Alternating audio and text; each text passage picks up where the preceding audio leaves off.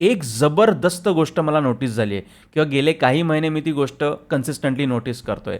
ती जर मी तुम्हाला सांगितली तर 2026मध्ये IT फील्डमध्ये एक्झॅक्टली तुम्ही काय शिकायला हवं हे तुम्हाला समजेल. नाही, जनरेटिव्ह AI बद्दल मी बोलत नाहीये. नमस्कार मित्रांनो, मी सागर महाजन. मी एक कॉर्पोरेट टेक्निकल ट्रेनर आहे आणि गेले काही महिने ज्या इंडियन मल्टीनॅशनल कंपनीजकडनं मला जे सिलेबस किंवा TOCs टेबल ऑफ कंटेंट्स येत आहेत त्याच्यामध्ये मी एक कन्सिस्टंट चेंज ऑब्झर्व करतोय.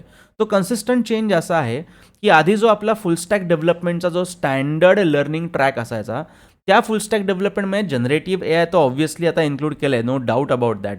पण झालं आहे काय, जनरेटिव्ह AI आल्यामुळे ॲज अ ट्रेनर माझ्या ट्रेनिंग डिलिव्हरीमधले आणि ॲज अ लर्नर शिकण्याच्या प्रोसेसमधले सुद्धा टाईम अँड एफर्ट्स खूप जास्त ऑप्टिमाइज झालेत.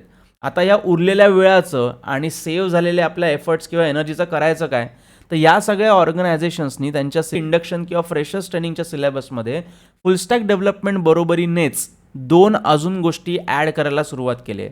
त्या 2 गोष्टी अशा आहेत, एक आहे क्लाउड कम्प्युटिंग आणि दुसरं आहे डेव्हऑप्स.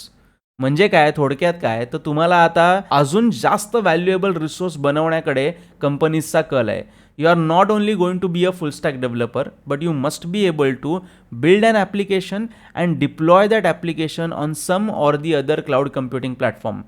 हे आता आपल्याकडनं एक्सपेक्टेड आहे. आणि अजून एक गोष्ट आहे, पण ती पुढच्या व्हिडिओमध्ये. त्यासाठी फॉलो करा.